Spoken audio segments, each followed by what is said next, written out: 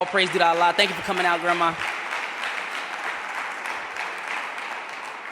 But brothers and sisters, the shock of the hour, we're in that time. And in this time, this can be considered, it is considered in both Bible and Holy Quran to be a very dark period. And one of the things about darkness is that it restricts you from having the ability to use the normal faculties that you're accustomed to. When you're in triple darkness or a very dark room, you tend to stumble, you tend to bump your foot, you tend to have a lot of accidents that would not have normally happened if you were in the light. So the time that we're living in right now is a very dark period. Don't allow the news to give you these fake images of how good America is, how many jobs we're. This is a dark period, and you can feel it if you're sensitive, brothers and sisters. But one of the most beautiful things that we can have in a very dark time when you can't see is light. Light is that which gives you the ability to see the hurdles and the obstacles and the threats as they're coming at you. Can you imagine being in a pitch black room and you have to cross a major highway while trucks are driving at 90 miles per hour, cars are going at 70 miles per hour? Can you imagine how dangerous that would be? But then imagine yourself in that dark room and there's a little voice in your ear that's saying, take 2 steps forward, Brother Daniel. And I make those 2 steps forward and I hear a car whiz by. Take 1 step back, Brother Daniel. I move 1 step back and I hear another car go by. And if I just listen to that voice and follow that divine guidance that is helping me get through that trying time, I will find myself making it safely to the other side. Well, we have that voice among us today in the Honorable Minister Louis Farrakhan. And he has a beautiful helper in Minister Ishmael Muhammad, his national assistant, who's been crisscrossing this country, doing everything in his power to just share this word to resurrect and wake our people up so they can bear witness that we're living in such a dark time. But today he's going to talk about the shock of the hour because, you know, as a parent, if you ever had children, sometimes you can give them verbal commands and they'll obey. And then a lot of times, specifically for boys, I could vouch for this one personally, right? Sometimes you just have to go a little bit further and shock them to bring them back to where you really desire them to be, which is really in their best interest. So God has to do the same with us. Brothers and sisters, please help me welcome, stand on your feet as we prepare to hear from Brother Minister Ishmael Muhammad as he prepares to deliver this powerful lecture that we are in need of. So open up your hearts, open up your minds, and be ready to receive this divine guidance by Minister Ishmael Muhammad. Please welcome him on with a round of applause. Assalamu alaikum.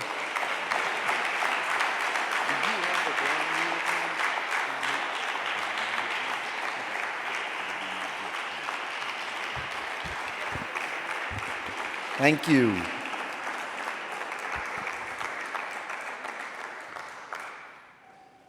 In the name of Allah, the Beneficent, the Merciful, the all-wise, true and living God, the Lord of all the worlds.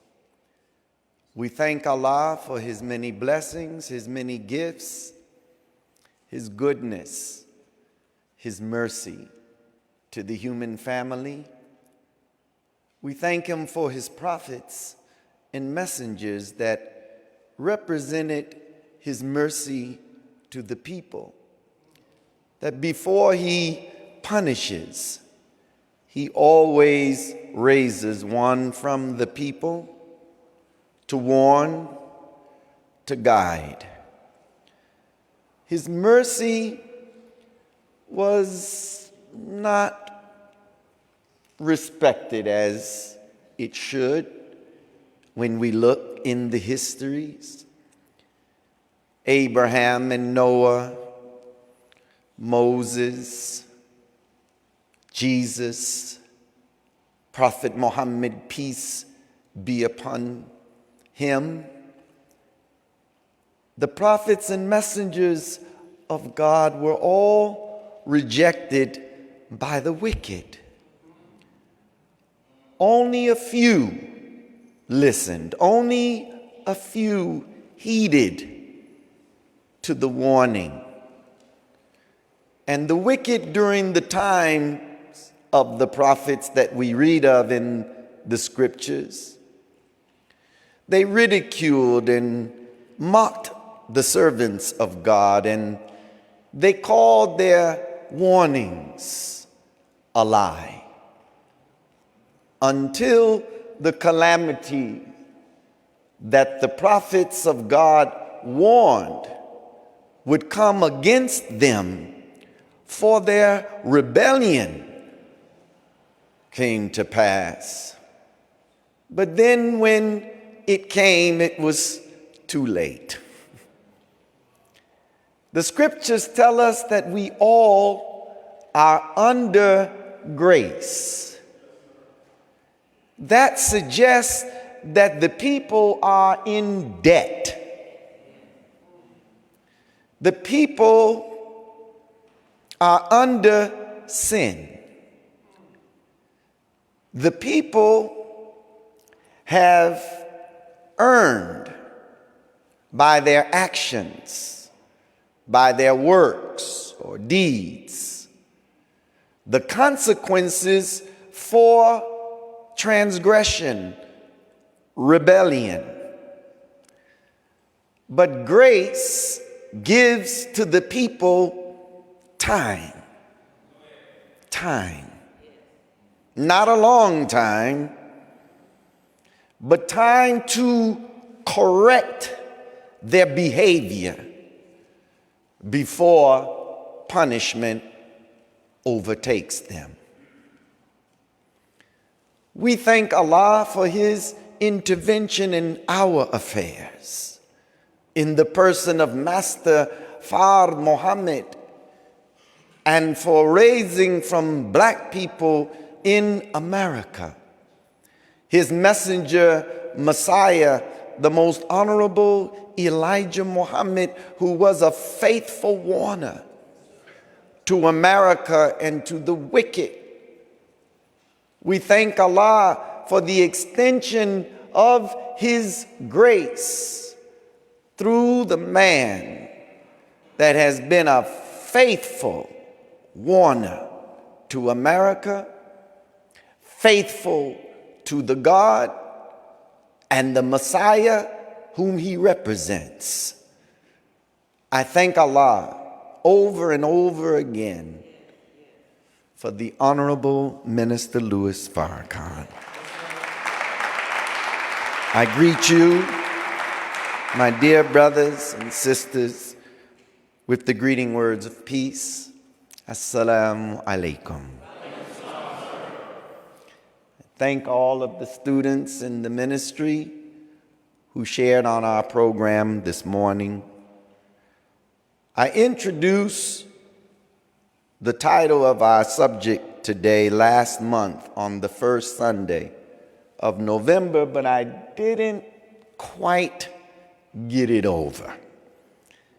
And the title of the subject comes from the 22nd chapter of the Quran, from the opening verses. Shock of the hour. Those of us who have been following the minister's lectures, particularly in the last several months, have heard the minister say, we are at the end. We are at the end. The end of what? When you say the end, you're talking about something that has reached its term, something that had a beginning, and everything that has a beginning has an end. That means that a time factor is attached to that thing that now has come to an end. Everything that has an end had a beginning. And that which exists or is brought into existence serves the purpose of God. Only God is eternal and everlasting.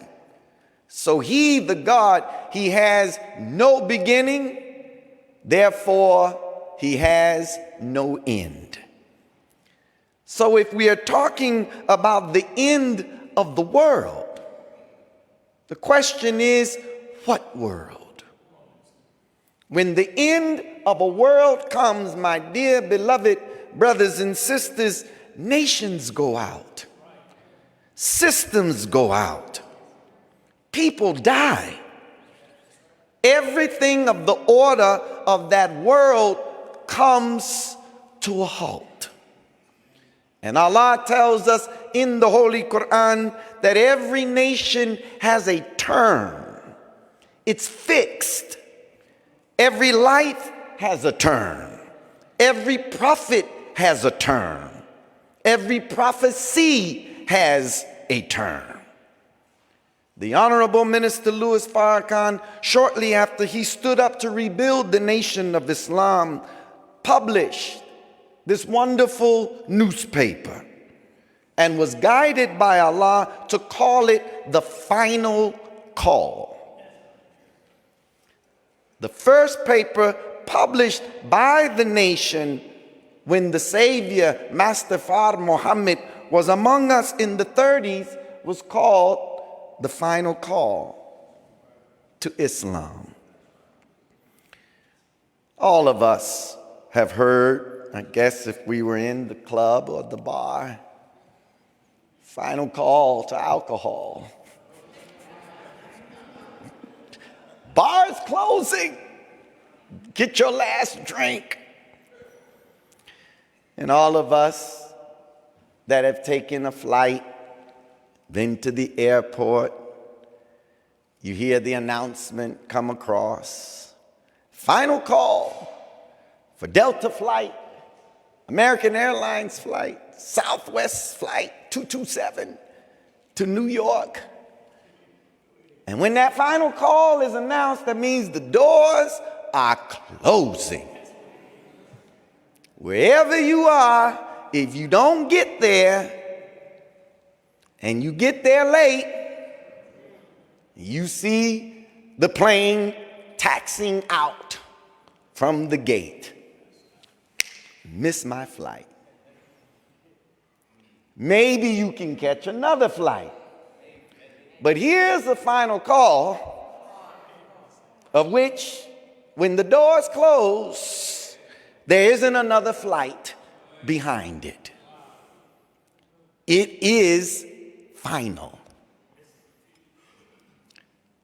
So the final call of God from his servant to announce that the warning that was issued by his servant, it's coming to pass.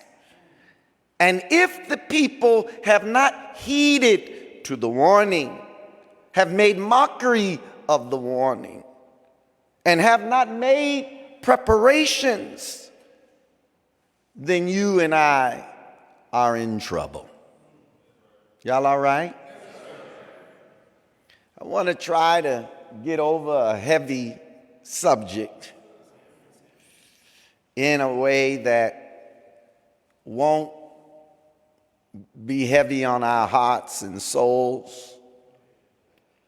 But everyone that is alive right now in this moment, wherever you are on the planet, you know something is happening and something is about to happen.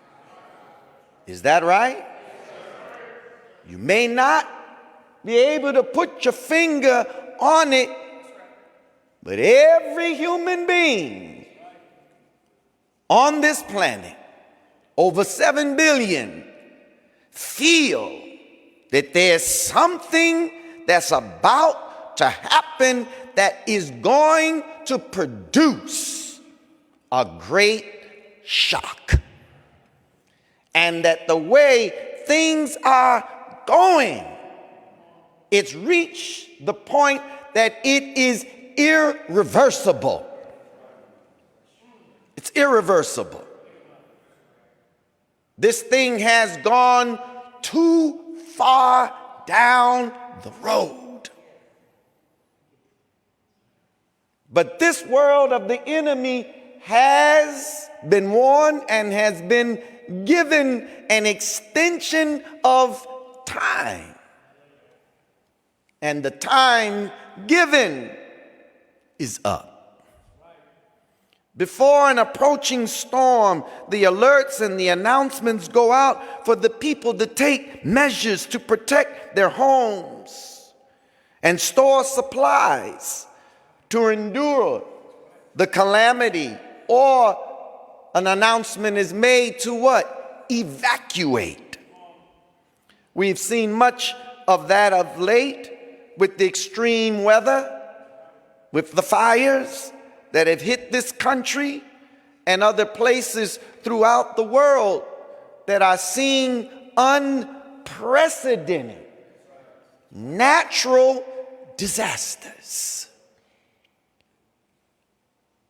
When you hear them describe the storms, the intensity of the storms, the rains, the winds, the floods, listen to how they describe it. Biblical proportions. Historic. Never seen before. Is it global warming? It's a factor, but it's not the cause. It's a factor, but it's not the causative agent. The Honorable Elijah Muhammad told us that the rain, the hail, the snow, and even to the earthquakes are all caused by the Son of Man. Is that what he said?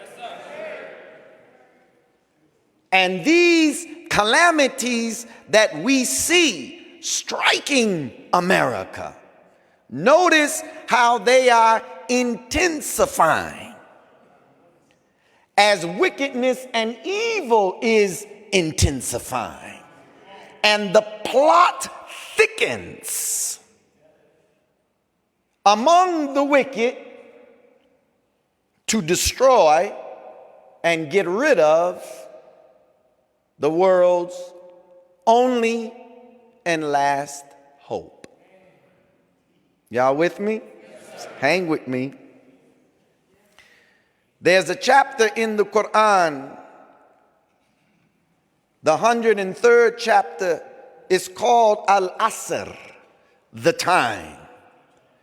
And it reads, in the name of Allah, the Beneficent, the Merciful, by the time. Surely man is in loss, except those who believe and do good and enjoin one another to truth and enjoin one another to patience.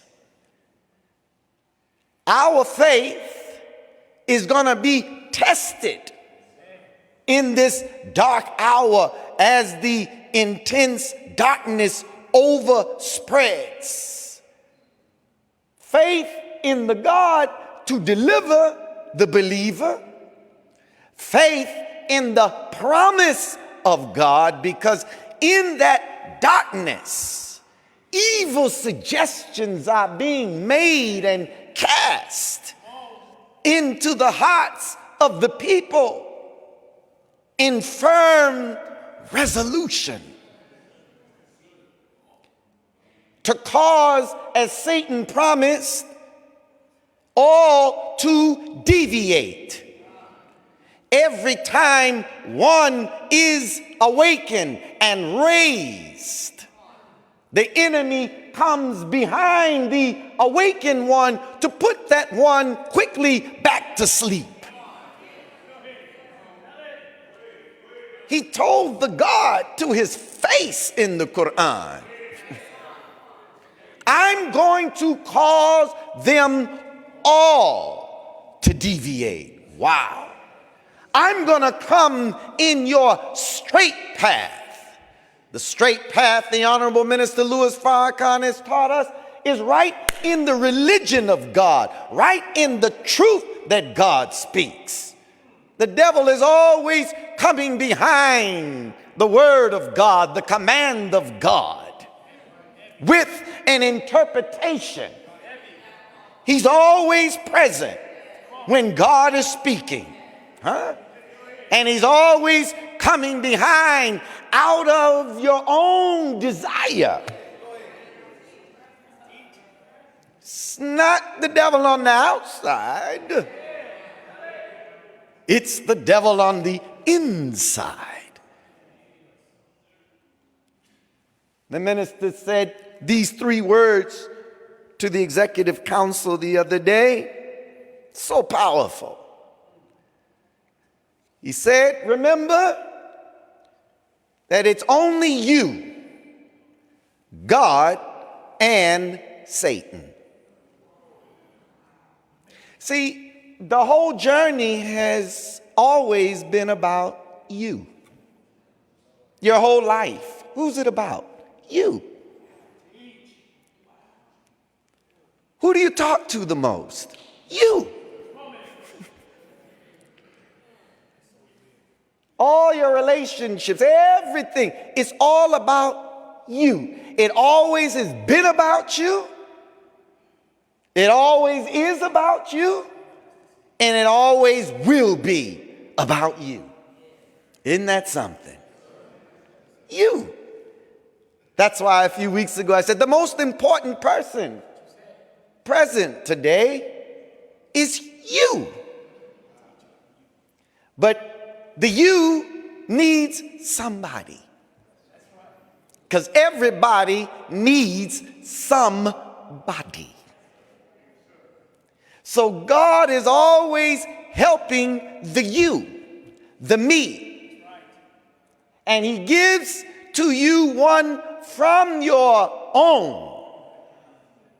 And that somebody is to help the you and me to succeed in the journey, because you cannot succeed, you can't reach the goal on your own. You need somebody.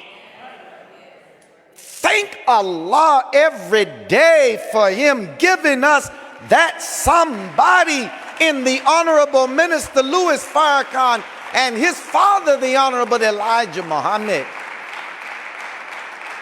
All praise is due to Allah. By the time surely man is in loss. So if you don't have knowledge of the time that we're living in and what time demands and dictates for your life, you're lost.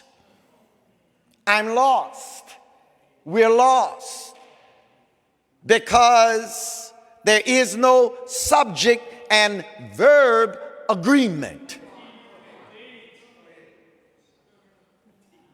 Subject could be you. Subject is God.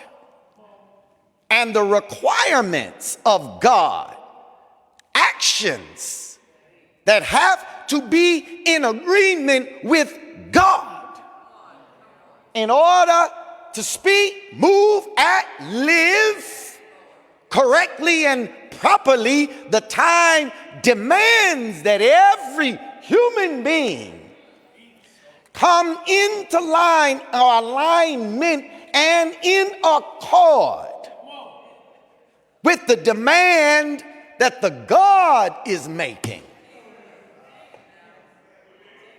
So if in grammar, if you don't have subject and verb agreement, you cannot be considered speaking grammatically correct.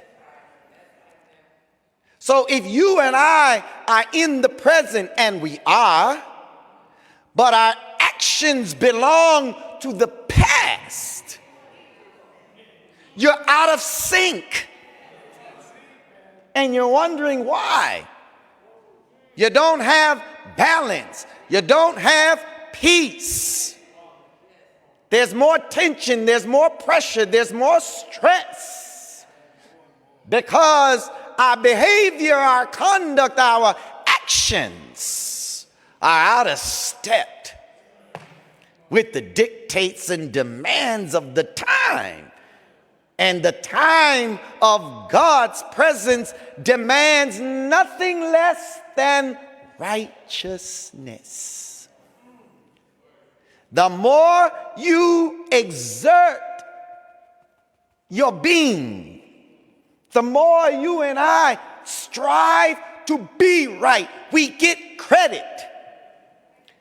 And whatever wobble that's in our nature, in our life, whatever friction, whatever is troubling us, the more the mind and the heart is set on God and righteousness, our life starts to come into order, and you start having a smooth ride. This earth, 7,926 miles in diameter, with a circumference of 24,896 miles, the third planet from the sun. But it's a smooth ride. You don't even feel it dipping in and out as it's making its revolution around the sun. You only know it's moving because the sun rises and the sun sets. And you know you're revolving because we've gone from one season into the next. But how smooth is the ride? What makes it smooth? Because of a law, order to the motion. And the problem with most of us is that we don't want discipline. We don't want order to the activity of our life. And then we wonder why we have so much anxiety, stress, tension. It's because our lives are not in order. How many of you want a smooth ride? I want a smooth ride on this journey. It's been bumpy thus far. But it all depends on our willingness to submit to the will of God. And His law is so beautiful when you understand it, because His law is for your protection. It's for your and my assurance that we may succeed in the goal of life itself. I better stop there, because everything is another subject. Surely man is in loss, but there's an exception made for those who believe and do good, and enjoin one another to truth, and enjoin one another to patience. Boy, patience is not something you and I were born with. It's something that has to be acquired. It's a virtue. Unlike faith, faith you were born with. What? Yes. You and I were born, as our great master teacher has taught us, born with faith. Because when the child came out of the womb of the child made a prayer. What? Yes, your first prayer was a cry. But you would not cry unless or except the cry would be answered.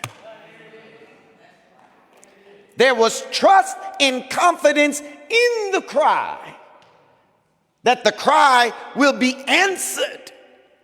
And it was answered. So when you were hungry, you made that prayer, you made that cry. And every human being, no matter what language you speak, we all came into the world uttering a universal language. If you speak Spanish, Chinese, Japanese, French, Arabic, English, it don't matter. Before you learn the language of your people or your culture, you start with white, black, brown, red, yellow, I don't care what child. They all cry the same. Think about that. So we start off with a universal language, then we get confused. The Tower of Babel. With all of these languages, and in the language, in the culture, in our nationality, and these boundaries, we become divided. But then something else happens. You came into the world uttering a universal sound, and you leave with the universal sound. It went from to Isn't that something? Patience. That's where Satan really comes in. Because Satan is always promising what you desire and what the God has promised. But Satan always promises on the basis of instant gratification. I know what you want. I can give it to you right now. But at what cost? What's the price? God is not a liar, but God is building you up and preparing you for the fulfillment of the promise, so that once you receive it, you will have it for your life, not a temporary thing, because he's eternal.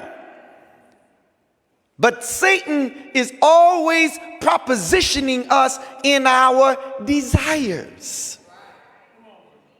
So the exercise of patience, and you cannot have patience without faith.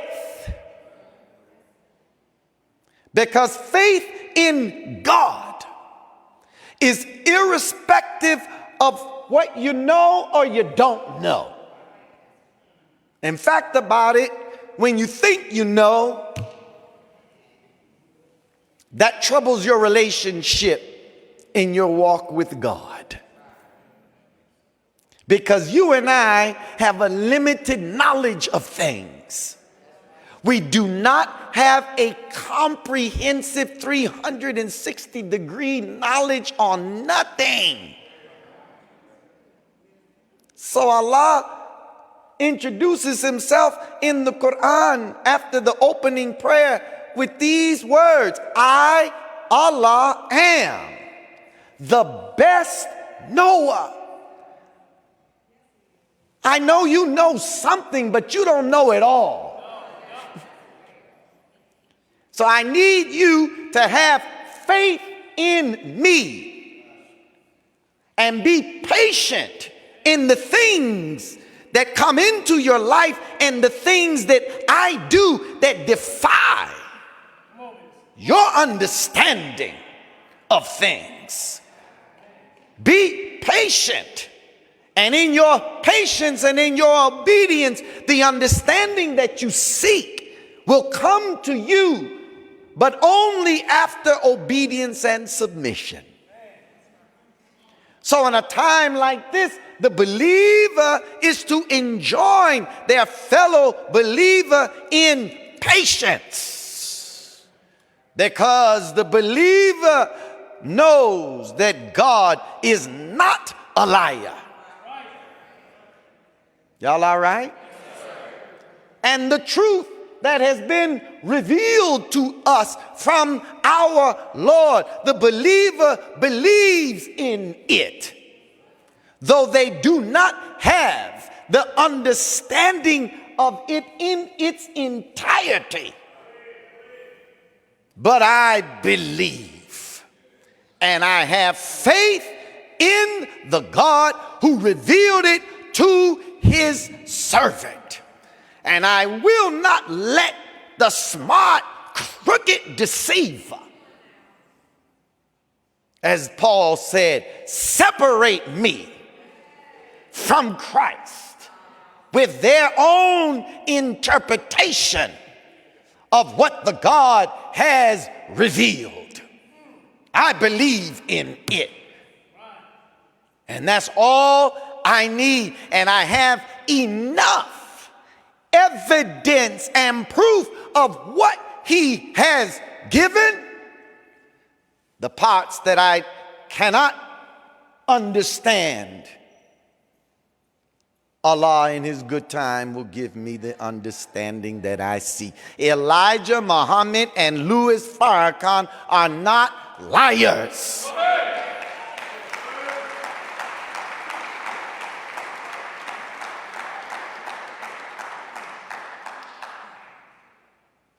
The minister said that in this Quranic chapter, time is a yardstick of measurement of consequence.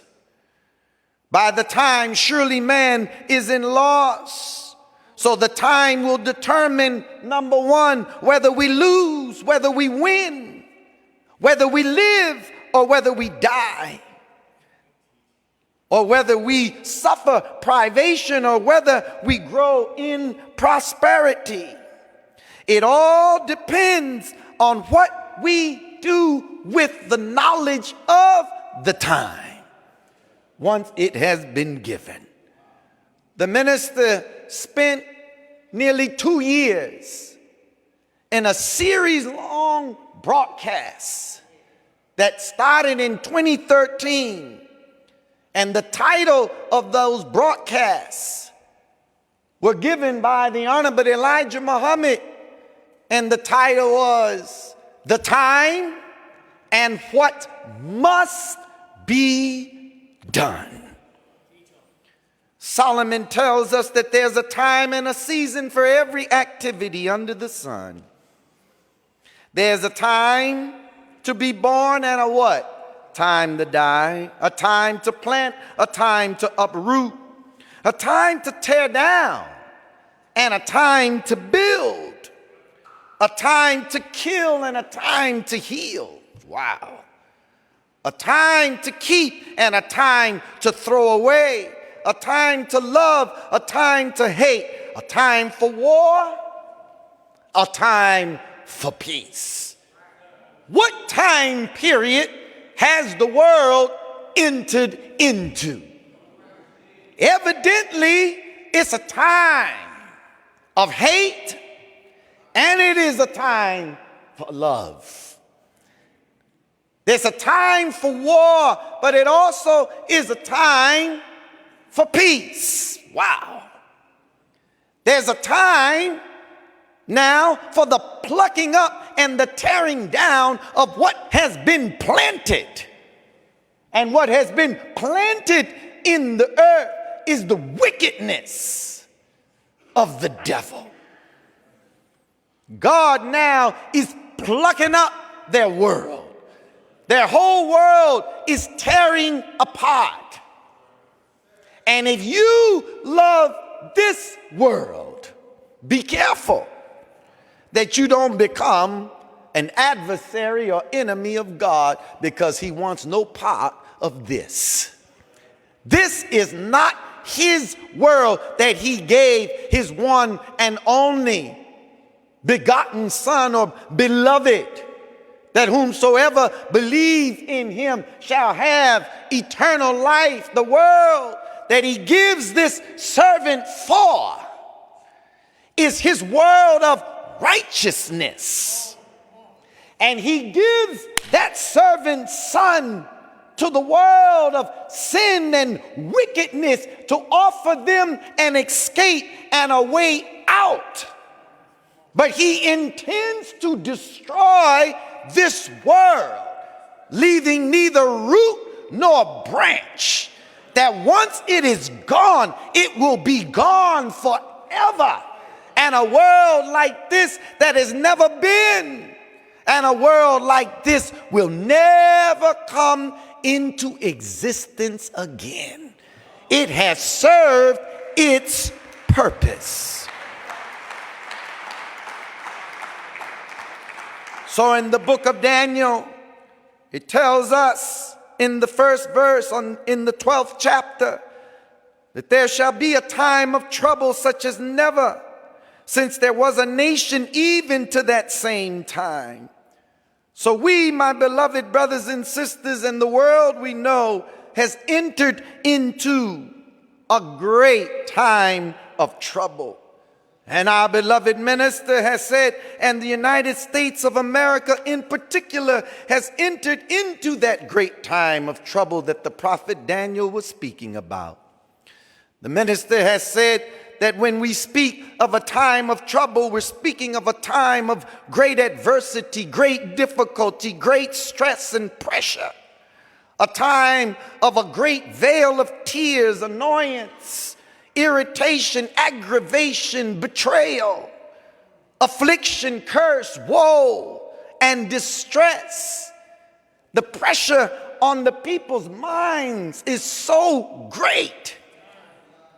And that's why you're reaching for this, you're reaching for that. Because the pressure of the time is creating an imbalance in the mind.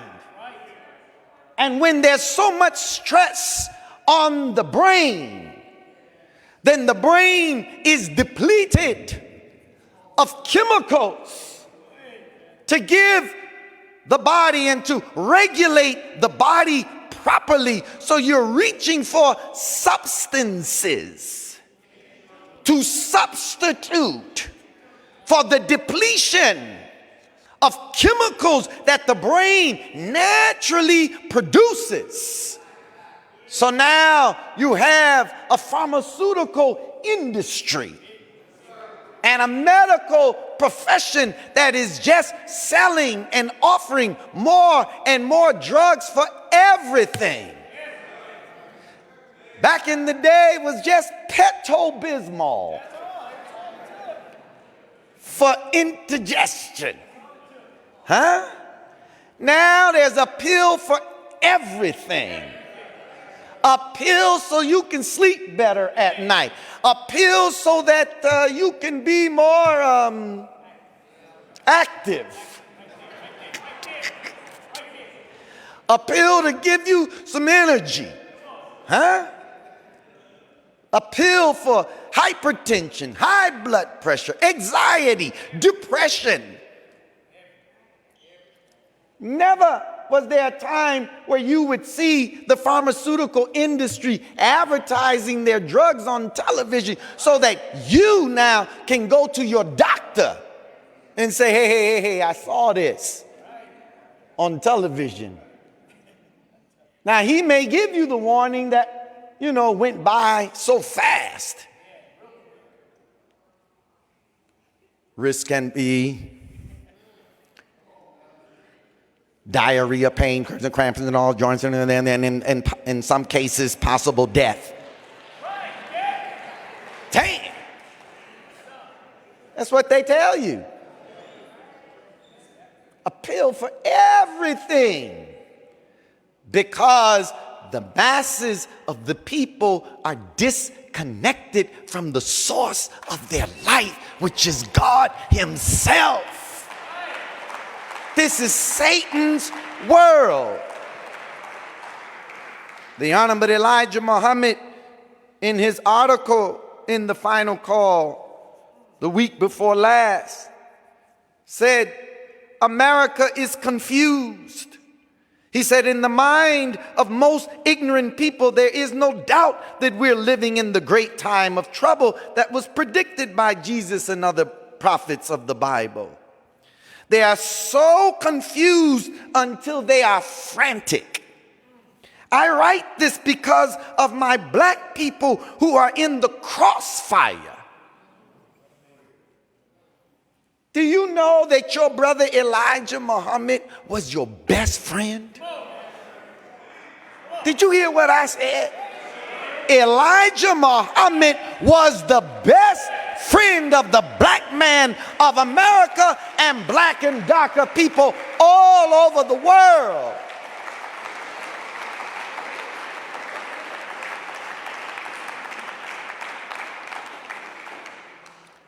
Brother Farrakhan right there with him. Because a friend is deeply concerned about the well-being of his friend. Is that right? A good friend is always trying to help you and keep you from avoiding mistakes or making choices that's going to bring a lot of anguish and a lot of pain and a lot of disappointment in your life. Elijah Muhammad and Louis Farrakhan, not only are they the best friend, but they are the only friend that the black man of America has in this time of trouble.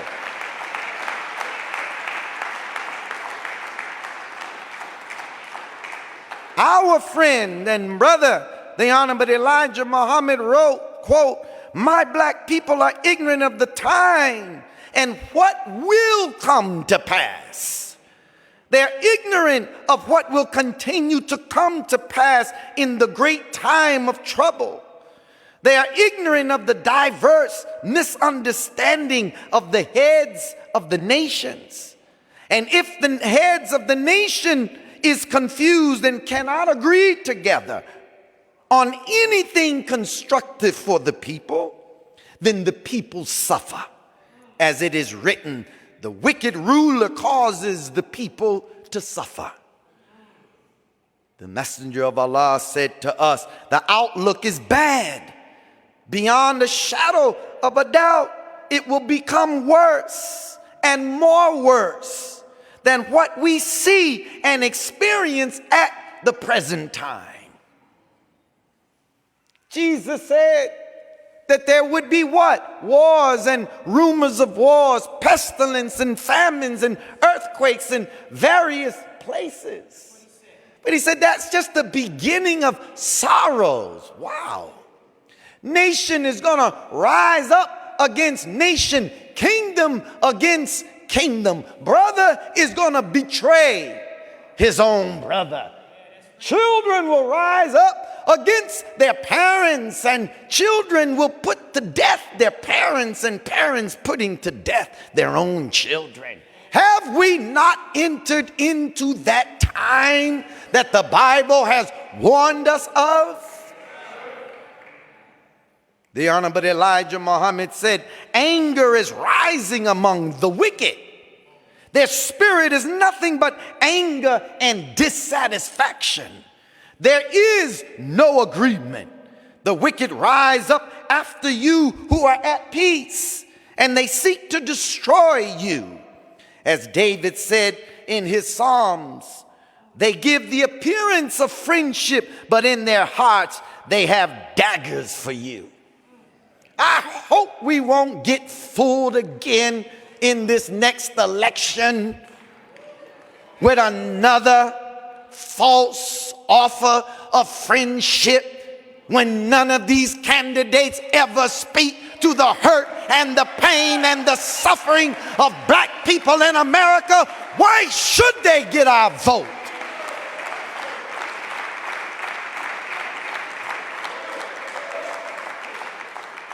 So now we're being courted again to choose one of the evils. I won't even say the lesser of two evils. Evil is evil. And we are going to be now, once again, courted to choose between Lucifer and Beelzebub. Choose the devil or Satan. Look how foolish we look, voting for what we know is wicked. Don't you tell me that things would have been different if you had gotten Hillary on the Hill. Crooked Hillary, lying Trump, They do not have black people's best interests, and that's what Elijah Muhammad and Minister Farrakhan have been telling us all these years. They don't care about us. We had our own brother. What did we get from his 2 terms in office? Nothing. This is the white man's world. Did you hear what I said? You better wake up. He never intended for you to have freedom, justice, or equality. He never intended for the slave to have equal rights. And whatever he gives, there's always a string, a hook, and a trap attached to it. So he gives us the 13th Amendment. But if you are duly convicted, look at the words of a crime, then you go back to your former state. And that's why you can serve 20, 30 years in the penitentiary. And you come out and your rap sheet, your offense follows you throughout the free society. And you're still a felon. This is not the world of God and his son, Jesus Christ. This is the world of Satan and his son, the devil. And that's why the Bible tells us love of this world is enmity with God. You love the world and you love the devil because the devil gives you nothing. God is here with his messenger to give you something, to offer you freedom, justice, and equality, and we turn that down to still be the footstool of our enemy. And he comes to make you think that you are what you are not. Anyway, this anger that we see rising among the wicked, that the Honorable Elijah Muhammad writes about, is found in the book of Revelations. The nations were angry, and thy wrath is come, thy wrath, and it's capitalized because it's the God now who's on scene. His wrath has come.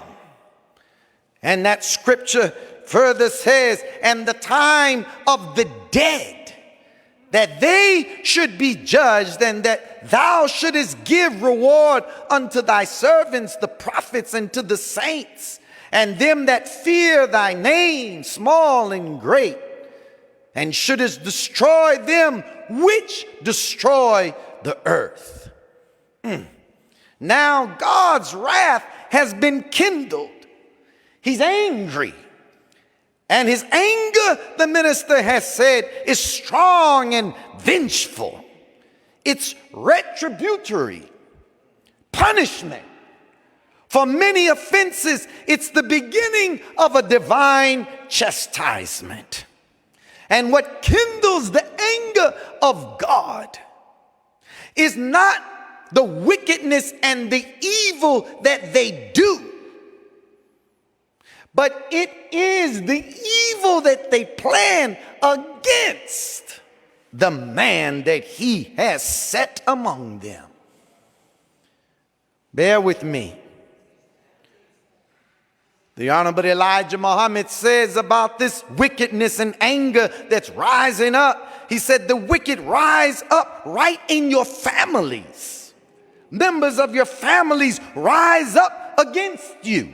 Wicked sons and daughters rise up against their parents. You cannot treat them kindly because they have no place for kind treatment in their hearts. That is painful. They will rob and kill you if possible. A robber is a murderer, for if you catch him at his game, he thinks that you will kill him, so he sets out to kill you. The world, the Honorable Elijah Muhammad concludes, is wicked to the core.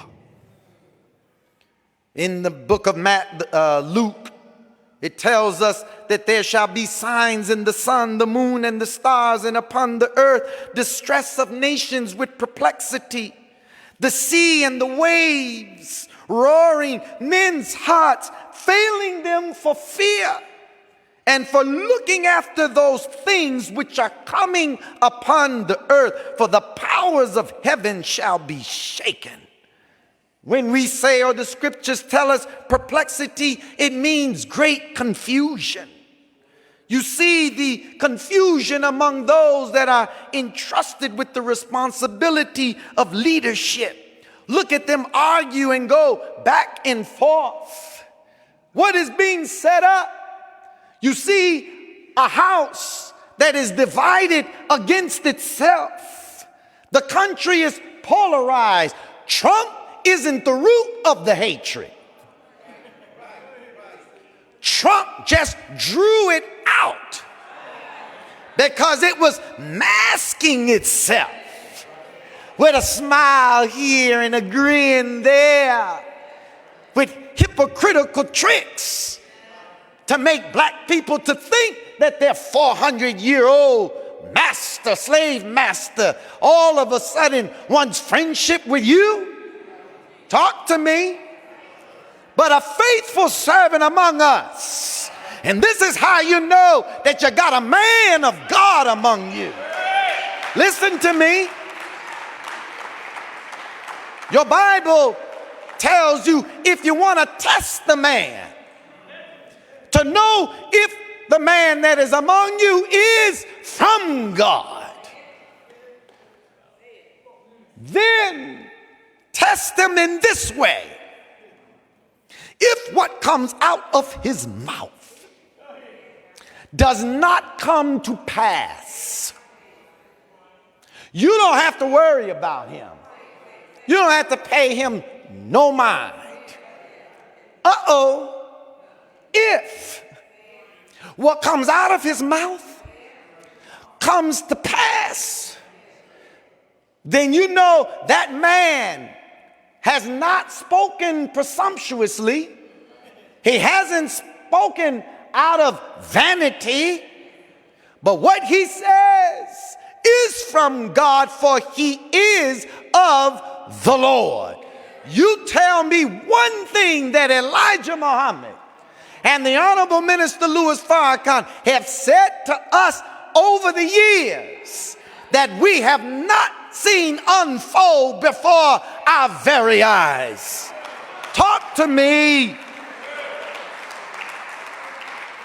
Did not the minister tell us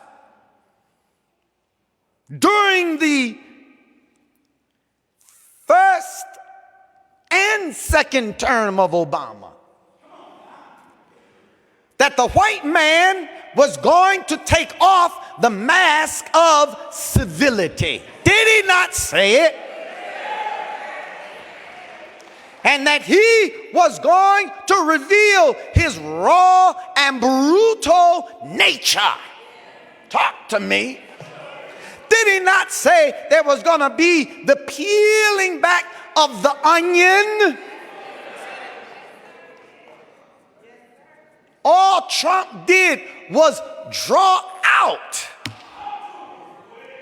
the raw hatred that is in a number of white people for your very presence. Now they're emboldened to spit on you again, call you a nigger to your face, slam you down like they did to our brother. Want to say he said something offensive, but when he slammed them to the ground, see, that's all that you see in their brutality is the hatred that they have for you. This is not racist teaching. This is the truth, and you're living it every day that you stay with white folks. Don't get upset. Let's just reason. It is written in the Bible during the time of Moses and Aaron. The children of Israel, the people of God, they began to murmur among themselves. What were their murmurings about? Their murmurings was against Moses and Aaron. You know how we are with each other. We don't have no respect for each other. Talk to me. So the God said he would curse them with fiery serpents. Ooh. The Honorable Elijah Muhammad said the fiery serpents represent the hatred of white folks. See, now them snakes, they biting, huh? They shooting us down, hanging us, lynchings going on. Oh yes. But what is it all to force? It's to force you and force the modern children of Israel, the people of God, to separate from them, because separation is the only solution to the problem between white and black.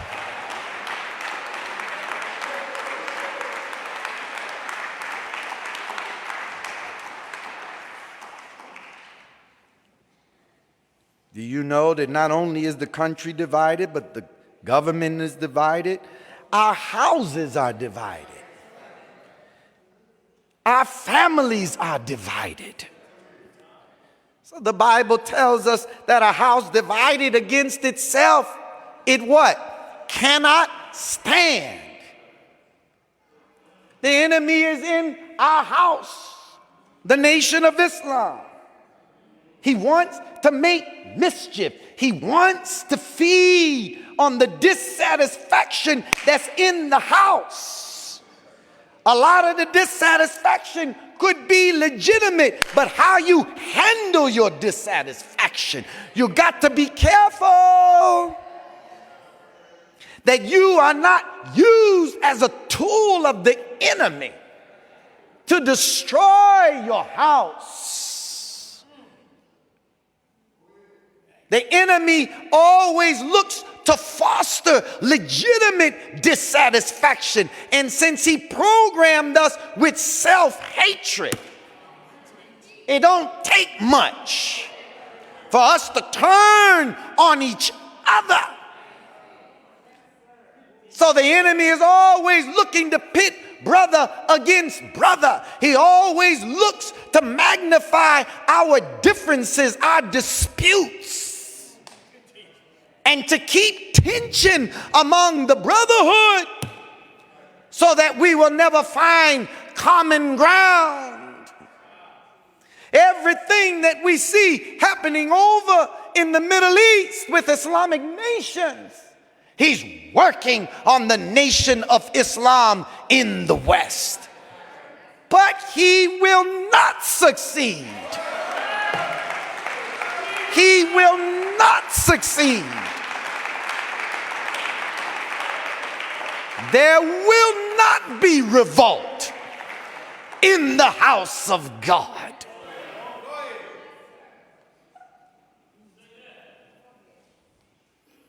The minister wrote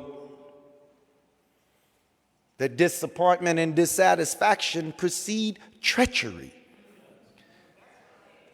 And when you become so absorbed and consumed with your personal disappointments, your personal pain, it blinds you to the cause. It blinds you to the thing that you have sworn to protect.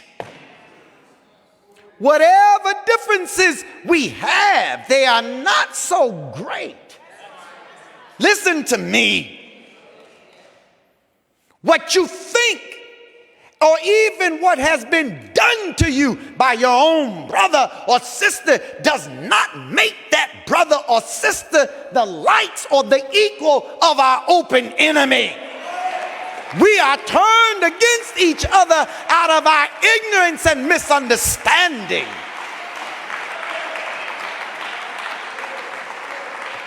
And that's why the Honorable Minister Louis Farrakhan, having a heart after the heart of God himself, always reaching for the better you and the better me, and never settling on the worst part of ourselves, but always feeding, always seeking the better you, the better he, the better she. Because greater is he that is in you than he that is in the world. So the Jesus, he looks beyond our faults. He sees the need. He understands the circumstances out of which we have become bitter and hateful. But remember what I said in the beginning. It's you. It's always been about you. And in the final analysis, as you do all of this, you still have to deal with the biggest elephant in the room, yourself. So patience in an hour like this, where dissatisfaction is being used, see, by the enemy. I'm headed towards the conclusion, don't worry. Disappointment and dissatisfaction precede treachery. Judas became disappointed in his master. Thing that's so interesting about these dynamics is that the disciple or the student or the helper of the man of God knew nothing of God, the mission, nothing before they were introduced to it. Now all of a sudden the student thinks he's the equal of his master. Now the student thinks he can judge the master. Judas didn't think, after his long walk with Jesus, that Jesus was making steps to fulfill the goal of the mission. So he judged his master. And that's exactly what we do. Because the way we are, we smile with each other. And we be rolling, we be kicking it. But in the back of our heads, we walk with each other and we walk with the man of God with doubt and suspicion. Y'all all right? So ignorance, the minister said, or knowledge can save the ignorant one among us, the unwitting one. But those among us that are moved by envy cannot be turned aside by knowledge.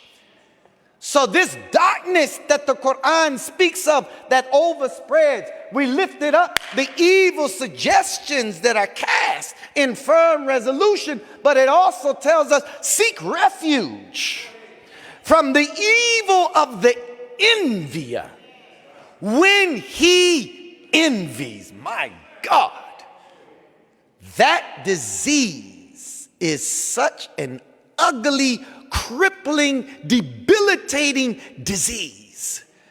Because once that sets up in the heart, and you think that your brother or your sister have or are in a position where you feel you belong. Jeez. And if you notice, you ever saw the movie Mozart, Amadeus? It's an old movie, y'all probably don't. I ain't even heard of it. But the gifted ones of God, if you notice, it just flows. I saw and was privileged to see a most gifted one among us last night in our brother Rakim. Y'all know him? Y'all don't know him. Y'all ain't old school. This brother's brilliant. He's called the greatest lyricist of all time. Conscious. Rakim. It just flows. And I was blessed to be there with my wife and some of the brothers. And I was just sitting there and then standing, you know, 'cause I remember some of the tracks, you know. And I was just admiring the gift of God. And the thing about the gifted ones, they may do some corny, silly, outrageous things.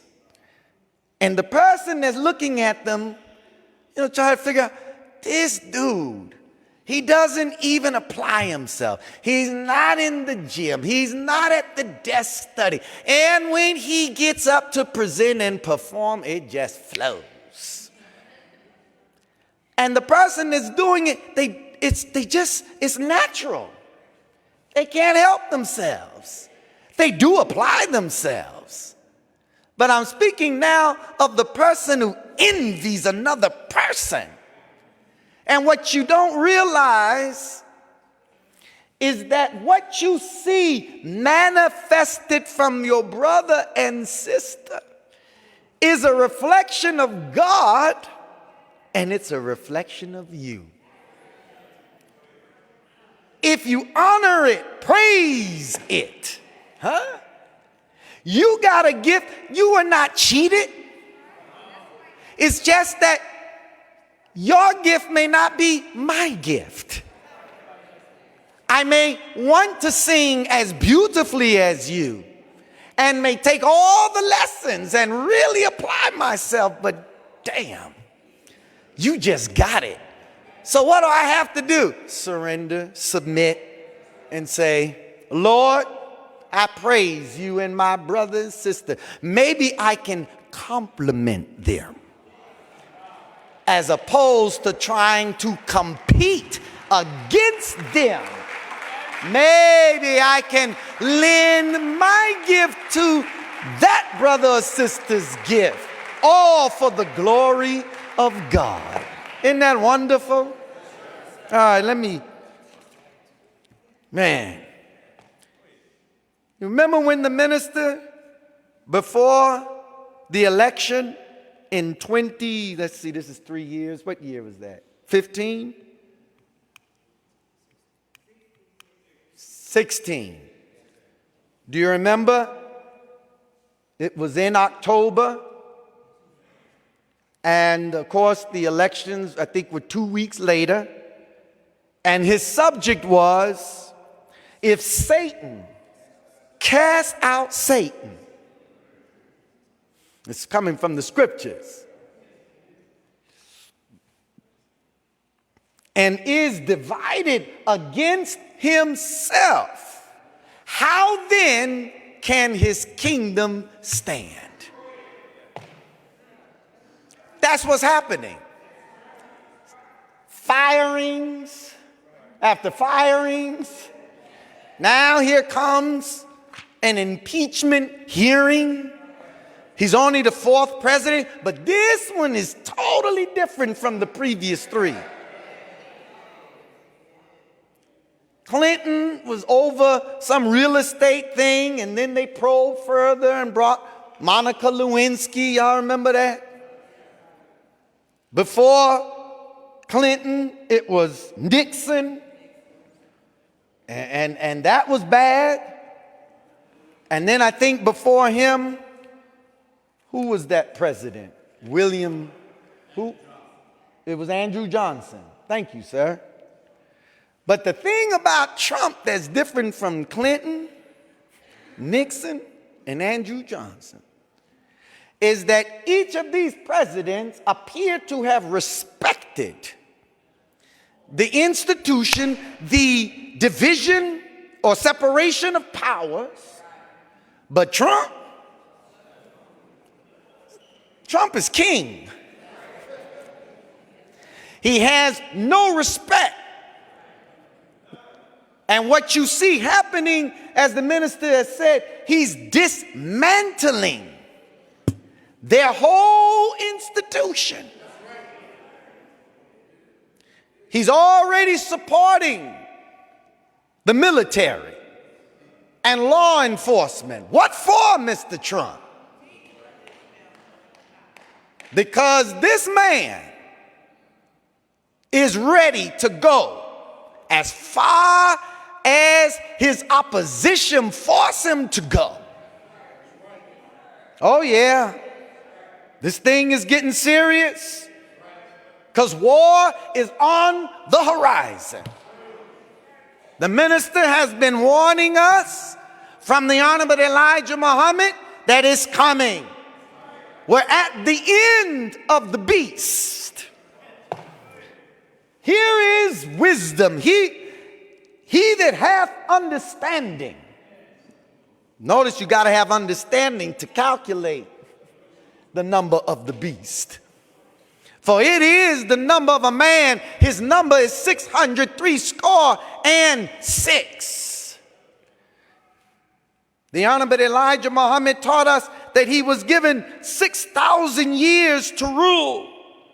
It took 600 years to graft the Caucasian out of the original people. 60 years grace was given as an extension of time. Bear with me now. We said everything that has a beginning has an end. So in the intervals of time, from the beginning of the white race to today, the minister said, 6,000 years afterward, when their time was up in 1914. It's interesting that clock said 1141. I'm about to go to 1941 too. This year, 1914, all of Europe went to war with self during what? You remember? World War I. And in 1941, during World War II, Japan attacked America. Now Japan was goaded, the minister said, quote, into such an attack. But the whole world was involved in what? War. And after the Second World War, America never called conflicts war again. When the fighting in Korea came up, that was a police action. When the fighting in Vietnam came up, that was a civil war between North and South Vietnam wherein America intervened. But everything that has happened from 1914 to 2019 has led us to the approaching hour of the day. Y'all with me? Why the hour? If you're in the day of judgment, and a day has 24 hours, and 24 is divided 3 times by the number 6.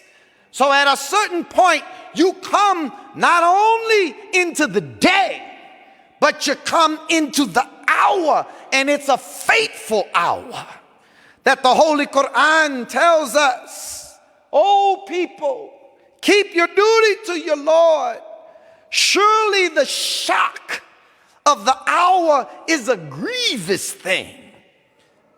The day you see it, every woman giving suck will forget her suckling, and every pregnant one will lay down her burden, and you will see people as drunken, yet they will not be drunken. But the punishment of Allah will be severe. It's a grievous thing. Grievous is defined as causing or characterized by severe pain, suffering, and sorrow. Grievous is used to describe horrible things like tragedy.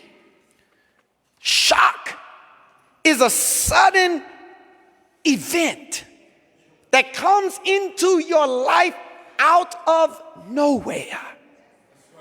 And it causes emotional disturbance, and that disturbance in the equilibrium of the brain causes the blood circulation to be interrupted. It's trauma now.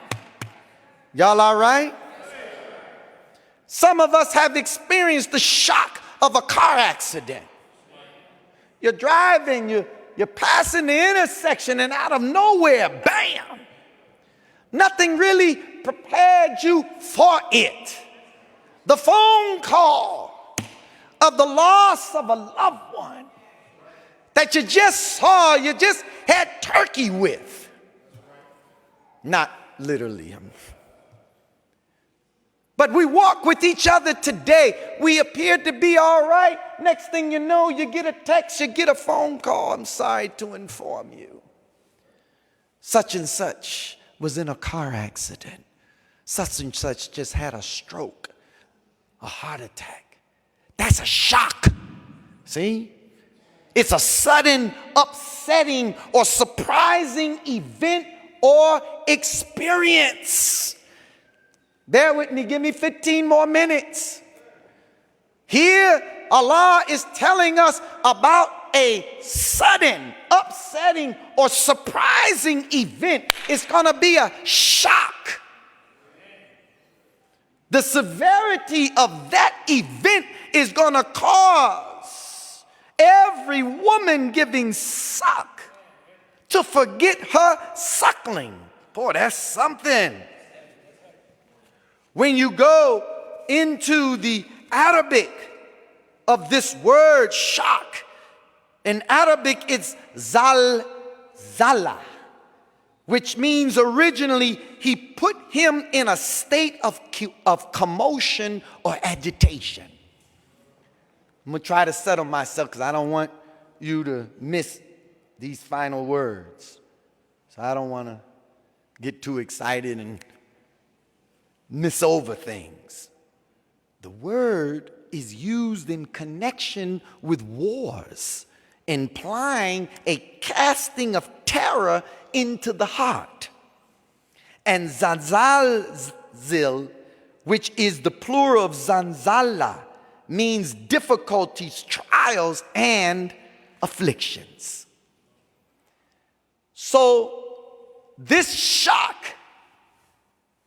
could refer to war, calamities that are going to strike suddenly. When they go to war, it may not be something where the American people are made to know in advance that the soldiers and the troops are moving against an enemy. It's just gonna happen. It'll send everyone scrambling.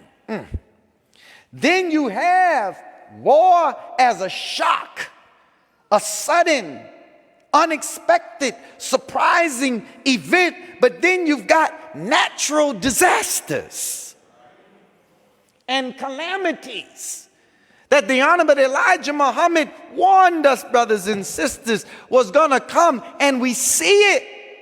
We see it. It's happening. And it's going to intensify. Therefore, as the Messiah in the Quran, He's teaching the people what foods to eat, what foods to store in their houses, because there's going to be a day where there will be an interruption of the food supply. And if you haven't taken measures, look, this is serious. I don't tell this to you to frighten you. Tell it to you so that you can prepare your families and your neighborhood and your apartment buildings and the blocks, so that we are not caught by surprise. It's the blow you don't see coming. That's the one that knocks you flat on the canvas. My dear beloved brothers, we're talking about judgment. In this case, we're talking about God, who has formed a decision that comes down against America and against this world of evil. God has already sent down his decision, and his intention is the total destruction of what we call America. Listen, not by us, not by human hands. They're on the brink of anarchy right now. They're about to send this country into civil war. They've always feared black folks rising, always feared revolution coming from blacks. Now they got to prepare against their own white brethren who are angry and dissatisfied. This thing is about to get so ugly. And that's why they're preparing for martial law. They're preparing concentration camps. They've been moving all along towards a fascist state. This is serious.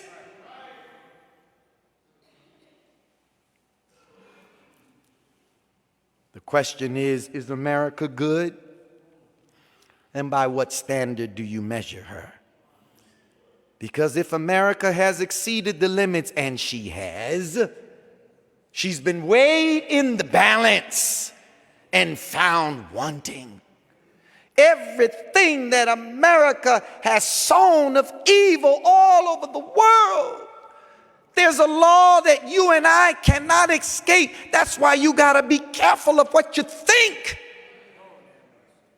and the things you do, because you and I reap what we sow. And the law of justice is, as thou hast done, so shall it be done unto you. The only thing that gives us an escape from the consequences of our evil is the turning to God and asking for forgiveness. For it is only Allah God who can protect us against all of our faults. And when you turn to him, asking him for his forgiveness and atone for your evil, your wickedness, and your sins, then the God turns to the offender mercifully. You don't think that we got a price to pay, brothers, for the mistreatment of our women? Talk to me. You don't think there's a price that we got to pay for what we have done to our daughters? Talk to me. You don't think there's a price to be paid for our killing of one another? Talk to me. That we shed each other's blood, and that blood is sacred from the God himself, that God will not answer and exact retribution. So all of us stand in need of God's mercy. Pimping our women, putting them on poles. Talk to me.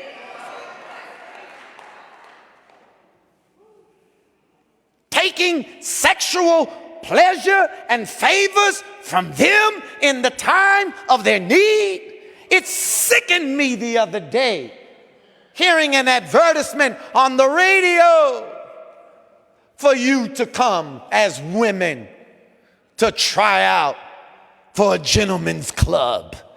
I said, damn, this thing is just all open now. No, look. We've lost our moral bearing.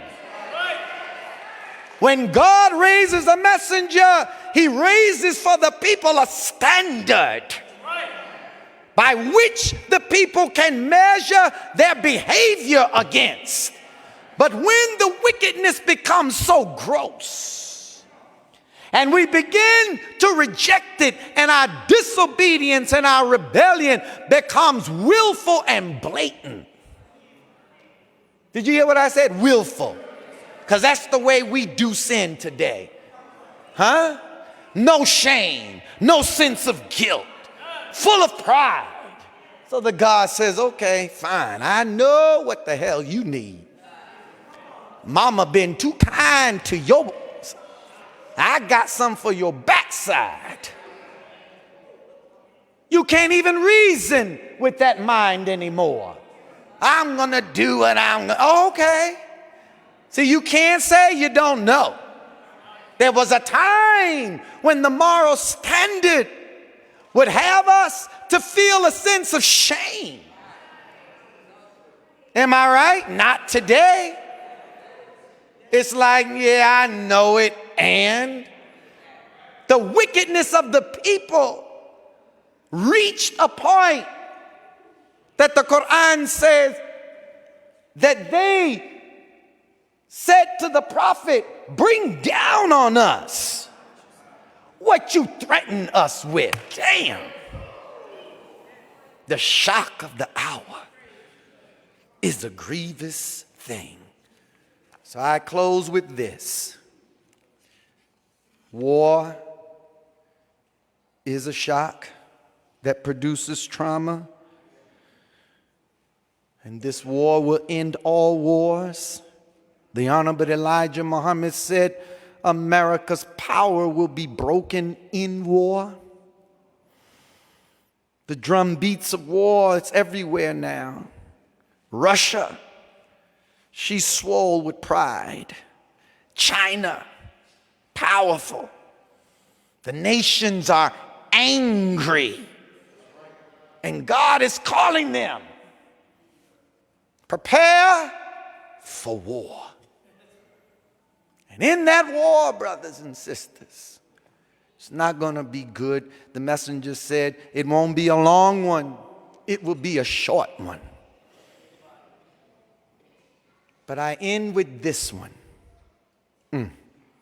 Took me all this time to get to this. The shock of the hour, as we have said, deals with war and calamities, but there's another event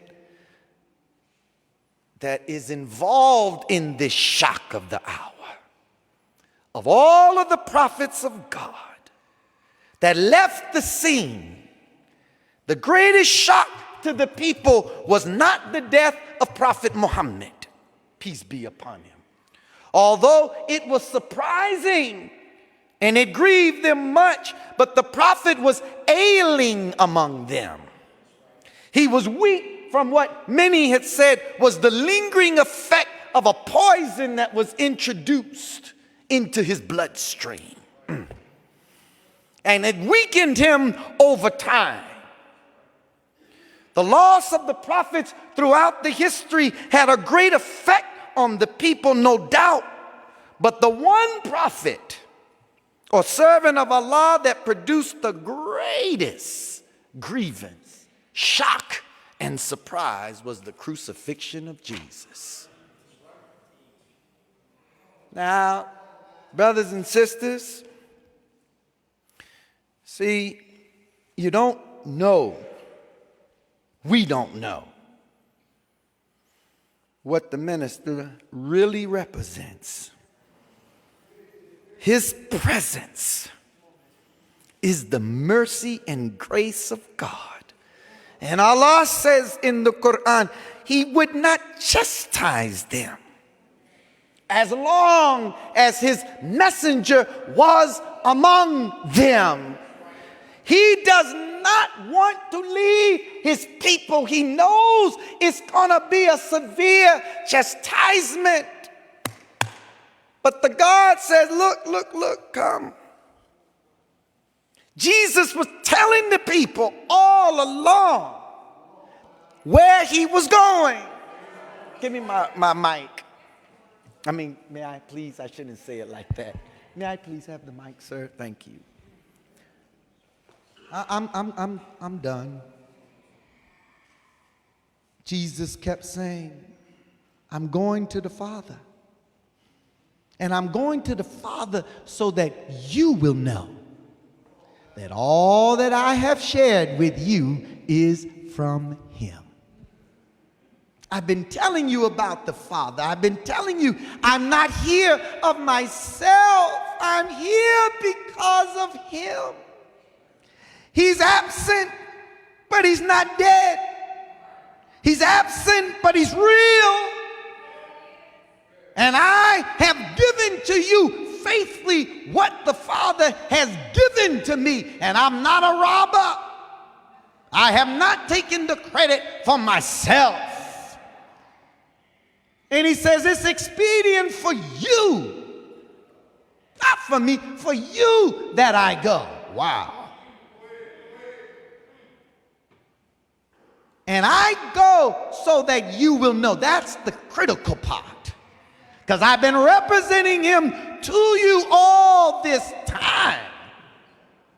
And I'm telling you that where I'm going is to the Father. I'm not going to the grave. There is no death for me in this time period, though I have reached a term where grace is up.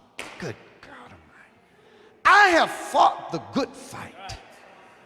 I have kept the faith. And for me is laid up a crown. But he couldn't leave until Christ was formed in the people. Not all of the people, but those that are faithful. They have his word, but they need the character necessary to stand the ground when the Satan that has ridiculed me, lied against me, spoken all manner of evil, he's going to come against my faithful followers. Don't worry, the faithful will not be defeated by the Satan. Read about it right there. In fact about it, the God does not take his messenger except he already knows that those that are left behind can stand their ground for a short time. Y'all with me? Oh, yeah. But it's still a shock of the hour. Jesus said the hour is come. And what is the hour? It's the hour that I'm delivered into the hands of the enemy. People heard him, but they kept saying, he don't have to go through that. But Jesus already knew that he had to go to the cross. Oh, God. His deliverance into the hand of the enemy and his ascension is what proves that the God and his Father are the only reality. Did you hear what I said? Louis Farrakhan has been teaching among us for 43 years. Is that right? 77 years, 43 years. We're going into the 43rd year. And of the 43 years, in 1981, after 3 years of his rebuilding, he made an announcement. Now, I may lose all that probably were with me up to this point, but damn it, you gotta know.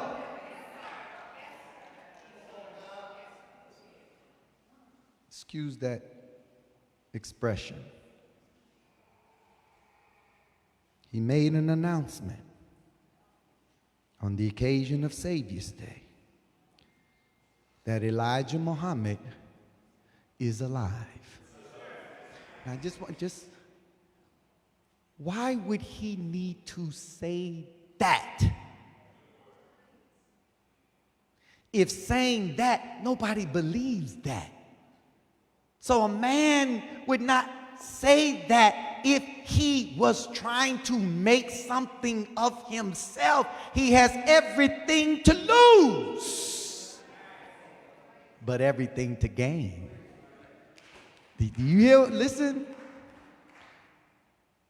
Brother Farrakhan has been consistent all of these years. Am I right?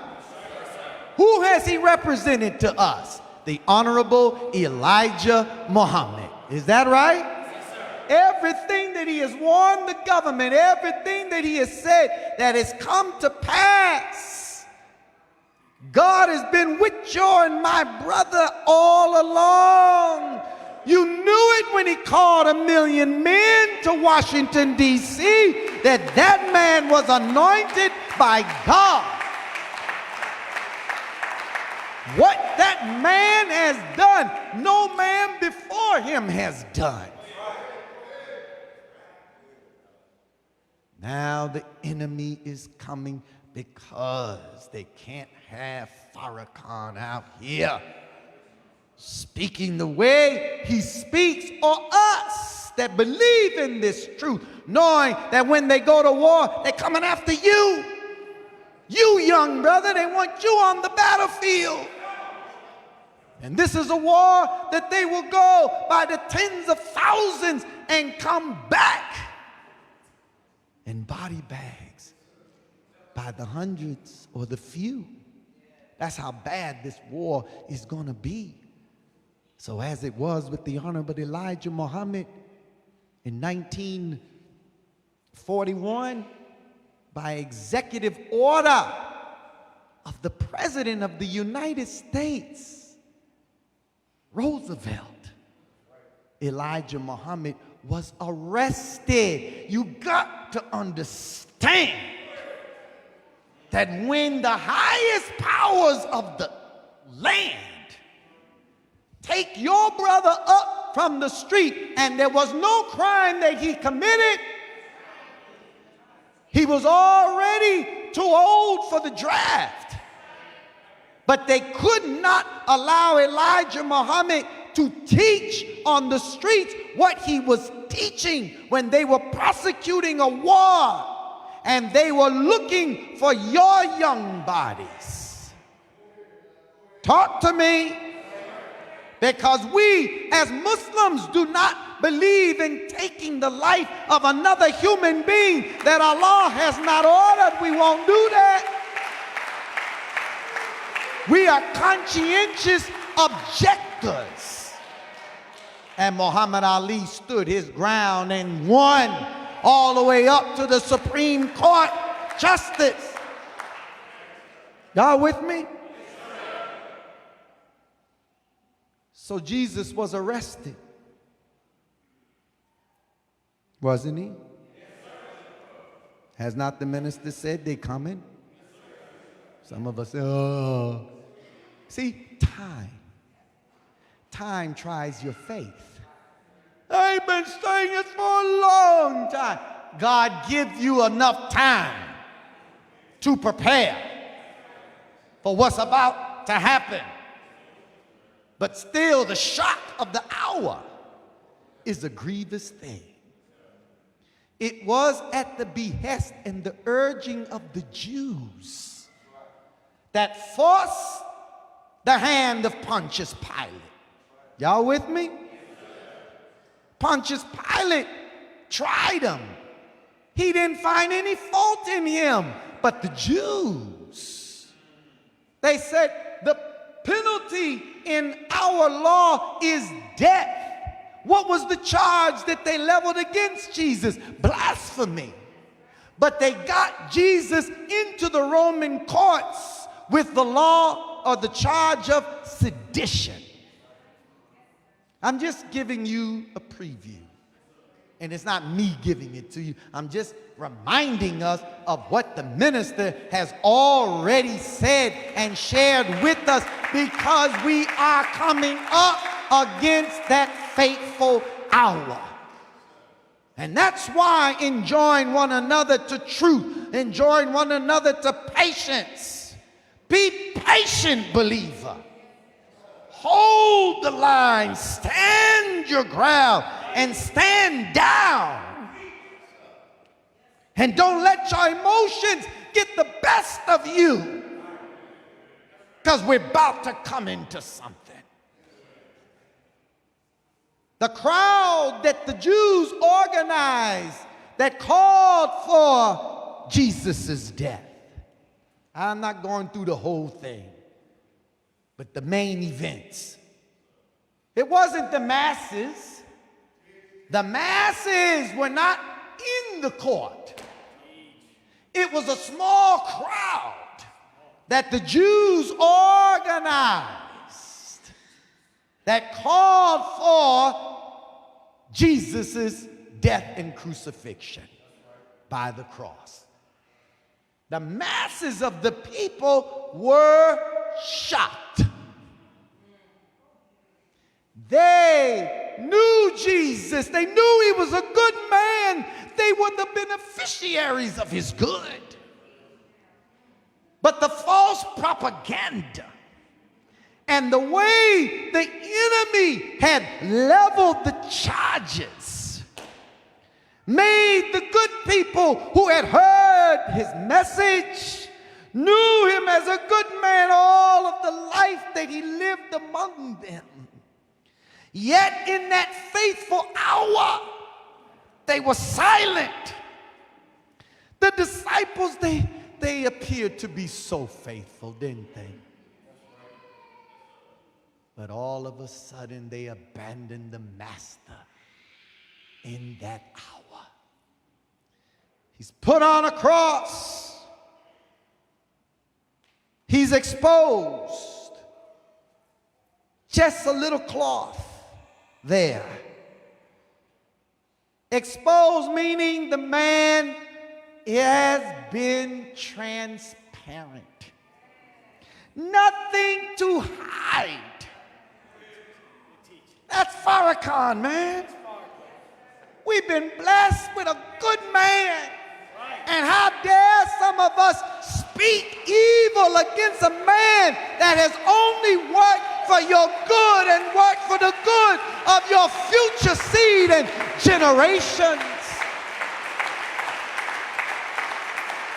You should be ashamed of yourself.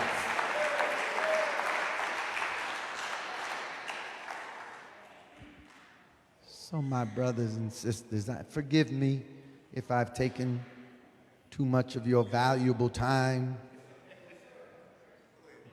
But if you don't know the time, surely you are in loss.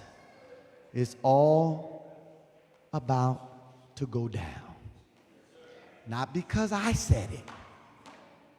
It was already said by God and the servant of God in our midst.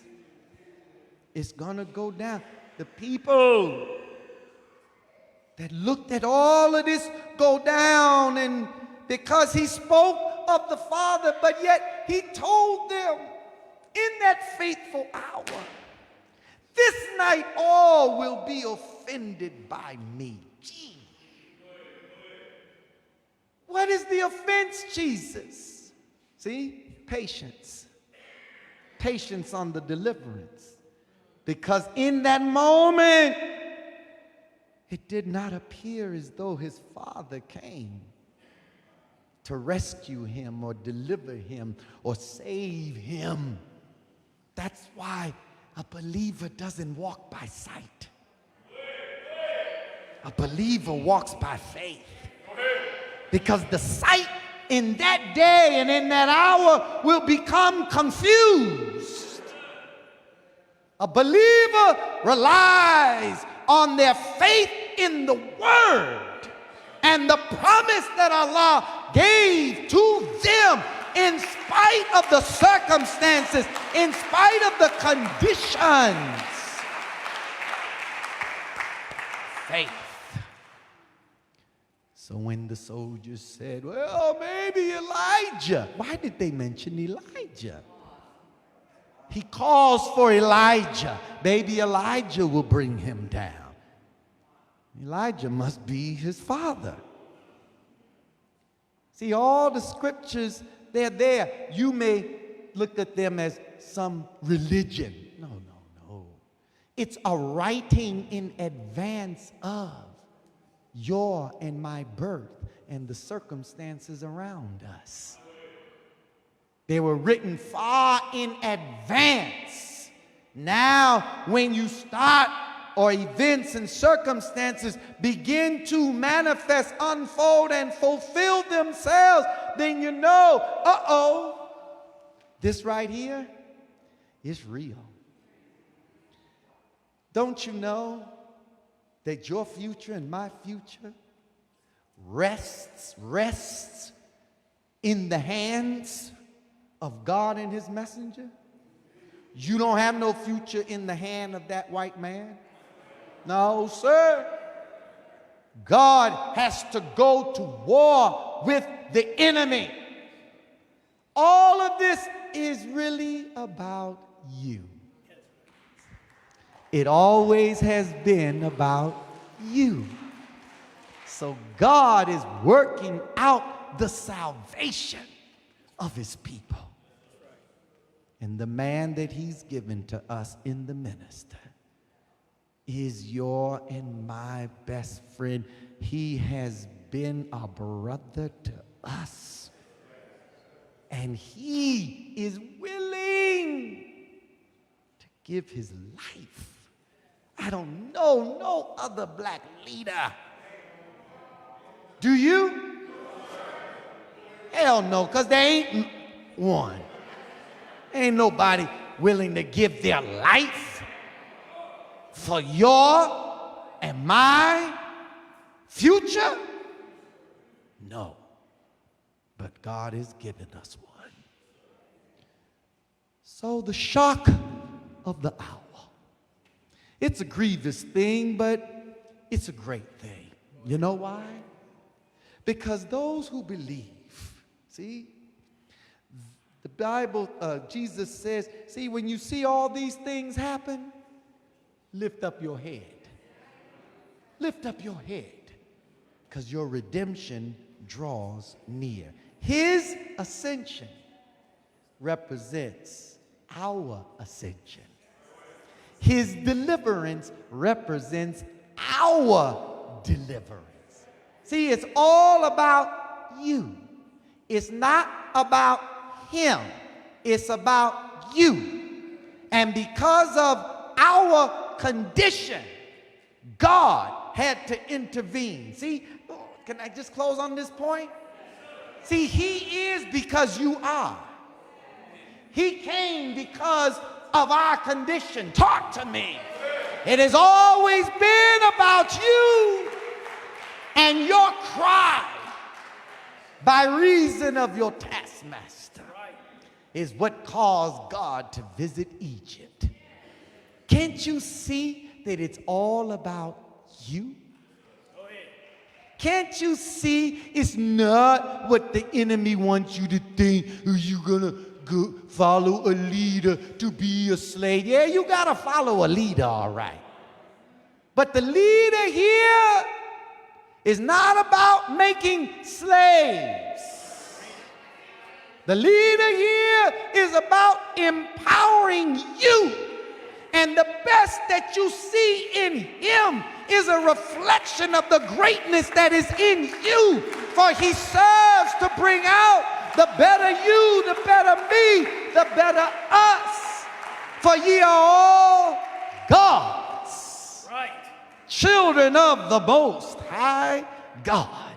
But somebody got to pay the price for your and my redemption.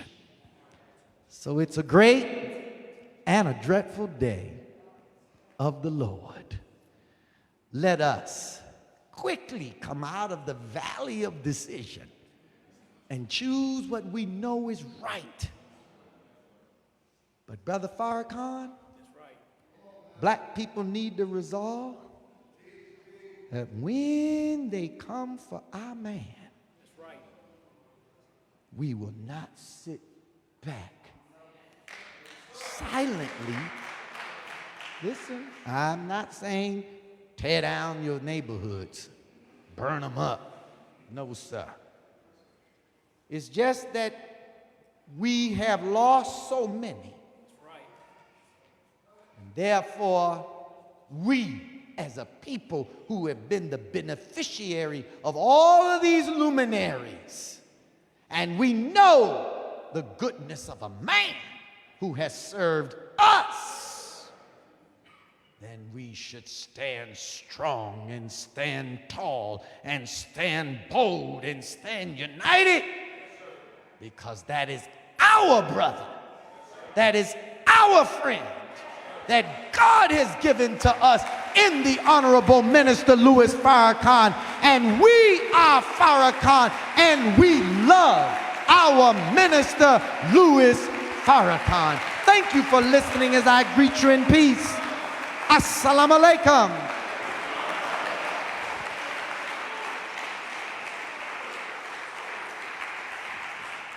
Thank you. Thank you. Whew. I finally got it out.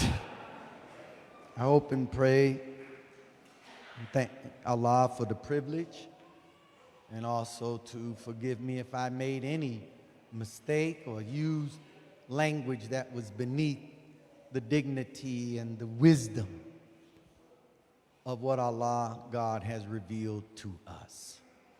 I love you, brother. I love you, sister. And I really want to see us get through. And I know we can.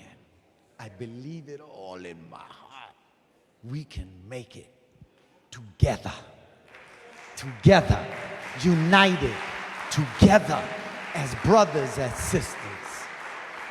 How many of you are here for your first time today at Mosque No. Can we recognize you by a show of hands? My beautiful sisters, welcome. My strong brothers, welcome, welcome. How many of you believe that what you heard this morning to be the truth and good for our people? Can I see your hand? Praise be to Allah. How many of you accept this truth? And let's make it, oh, the hands are up. How many of you want to unite?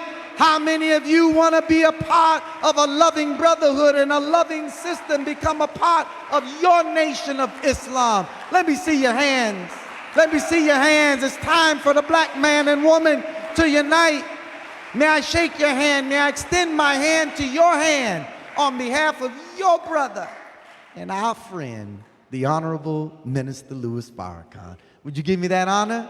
My sisters have raised their hand. My brothers, all of you stand up, stand up, stand up, stand up. Let the world see you. Let the world know this is the day that the black man and woman is rising to accept their own and to be themselves.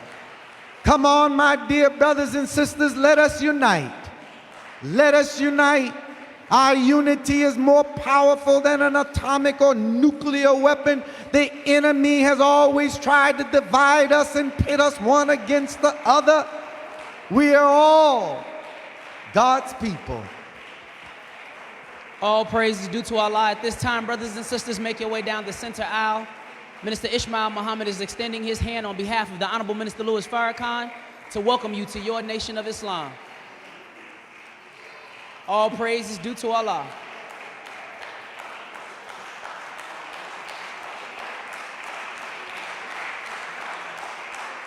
This is your time, brothers and sisters. This is the hour.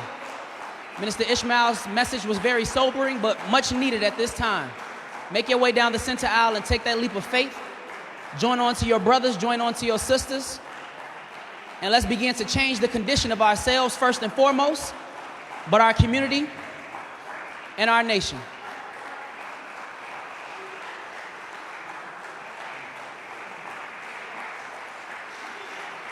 Come on, brothers and sisters, I know we can do better than that. We got all of these beautiful black men lined up down this middle aisle, ready to make a change in their life, become better individuals.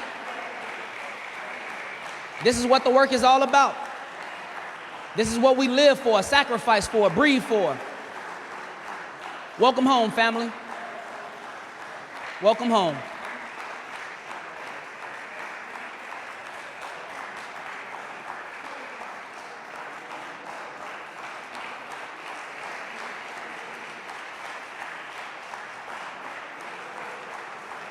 Brothers and sisters, don't wrestle with yourself. Some of you are still sitting in your seats, but you got that internal battle going on. Where the weaker side of yourself is saying, I don't know if I should do it, but the stronger side is saying, I know I should stand up. Let that strong man or that strong woman win. Don't succumb to the weaker side of ourselves. Look, we got young brothers, young sisters, old brothers, old sisters, brown brothers, black brothers. We got a little bit of everything. And this is all your home, your nation of Islam.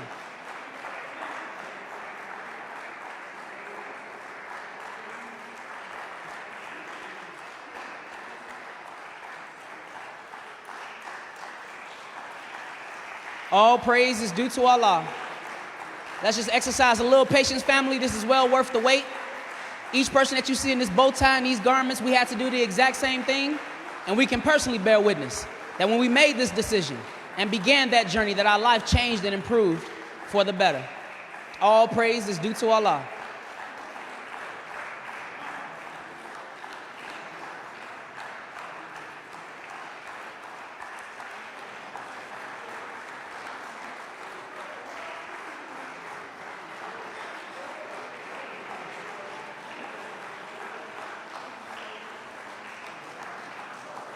If you look into the faces of these beautiful brothers, you'll see the burden being lifted, and that is because of knowledge, wisdom, and understanding. This is the peace that we should experience every day in our lives, in our communities. This is what we all are striving for. Can you bear witness, family, that your spirit is a little bit higher now that you've heard that beautiful lecture? All praise is due to Allah.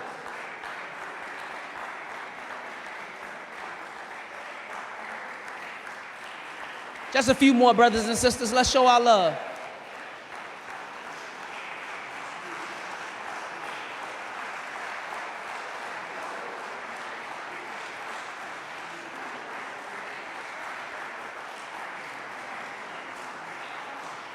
All praise is due to Allah.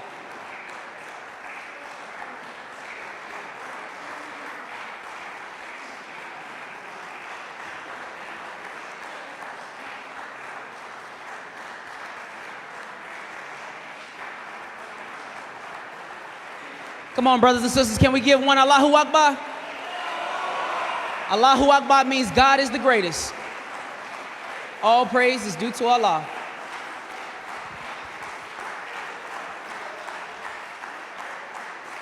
Let us, I don't have the list, but every believer that invited a guest here today to hear the message, thank you so very much for fulfilling your duty, because that's our duty. Nothing concerns Allah, His Christ, and the Honorable Minister Louis Farrakhan more than His suffering people. And we cannot sit in these seats in self-negation. Good, you stop smoking. You stop drinking. You don't commit adultery. You're not fornicating, right? Please don't answer. But the point is, it's good for you. But at the end of all of that cleaning up, see, we are supposed to be the example and the magnetic attraction for our people and give them the heart of God, because our people is the sole purpose for which God came. So I thank all of you, Brother Warren, the lieutenants, all of you that invited these beautiful sisters, these strong brothers here today. Thank you so very much. And to all of my Spanish-speaking brothers and sisters, once again we say, bienvenido, somos una familia, somos tus hermanos, and translated in English it is, see ya. No, we're family, and we're brothers and sisters. The brown members of our family, that's family. All of El Chapo's people, that's family. No, right? You see, my man is waving his hand. That's our family.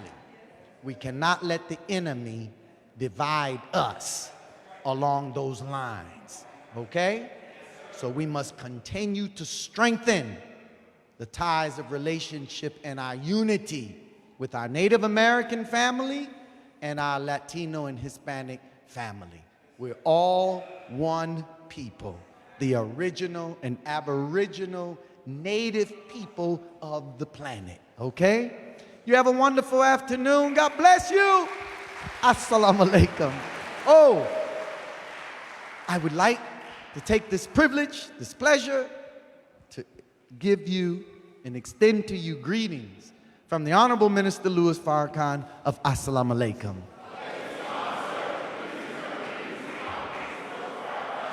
Thank you. And if it be the will of Allah, this Wednesday, for all of the registered members of the Nation of Islam, he will speak to us live in person right here from Mosque No. So make sure you're on time, that we may respect his presence with our presence, to be on time to hear what Allah has put on his heart for us. Thank you. Assalamu alaikum. One more time, brothers and sisters, for Student Minister Ishmael Muhammad and the beautiful lecture that he delivered. We're near the end of our program, brothers and sisters. We ask that at this time, everyone just have a seat for a brief moment. This is the portion of our program dedicated to charity, or what is called zakat. In the scriptures, it always encourages you to give out of what Allah has blessed us to receive back in the cause of righteousness, freedom, justice, and equality. So at this time, the receptacles are coming around the aisle. We ask that you reach into your purses, into your pockets, and whatever Allah puts on your heart to give, that you give at this time. While those receptacles are going around, brothers and sisters, we encourage you all to come out throughout the week to your weekly meetings. On every Monday night at 7:30 p.m., we have our men's class. Here in Chicago, it's next door at Muhammad University of Islam, but across the country, if you just do a Google search of your local Muhammad mosque or study group, you'll be able to find the brothers and sisters that are near you. We encourage all brothers to come out every Monday night at 7:30 p.m. We have a class. It's a lot less formal. We go over some information. We share brotherhood. We build. We strategize about how we can positively affect ourselves and our communities in a much better fashion. On Saturdays, we have a class like that for our sisters. That is at 9 a.m., the MGT and GCC class.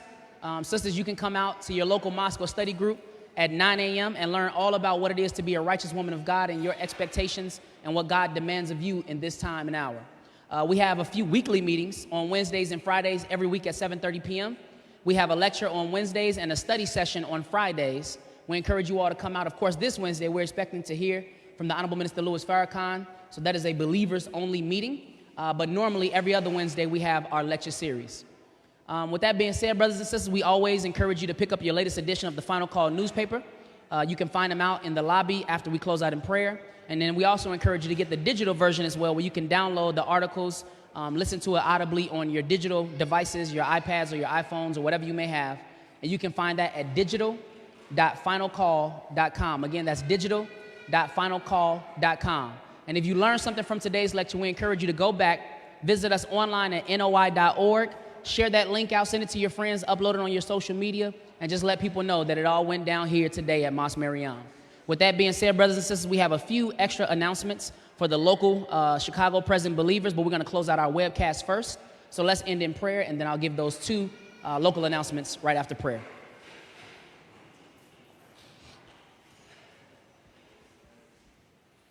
Attention prayer. In the name of Allah, the Beneficent, the Merciful, all praise is due to Allah, the Lord of the worlds, the Beneficent, the merciful. Master of the day of judgment in which we now live, thee alone do we worship and thine aid do we seek. O Allah, guide us on the right path, the path of those upon whom thou hast bestowed thy favors, and not the path of those whom thy wrath is brought down, nor of those who go astray. Ameen. Assalamu alaikum, and thank you for tuning in via webcast. Brothers and sisters locally. Are you tired of corporate-controlled media? Then it's time to subscribe to a new way of gaining access to independent and timely news coverage. Introducing the Final Call Digital Edition. The Final Call Digital Edition is on the cutting edge of print news delivery. The Final Call Digital Edition carries in-depth reporting and thought-provoking analysis of both national and international news. Get out of the old and get into the new. Subscribe to Final Call Digital Edition at digital.finalcall.com.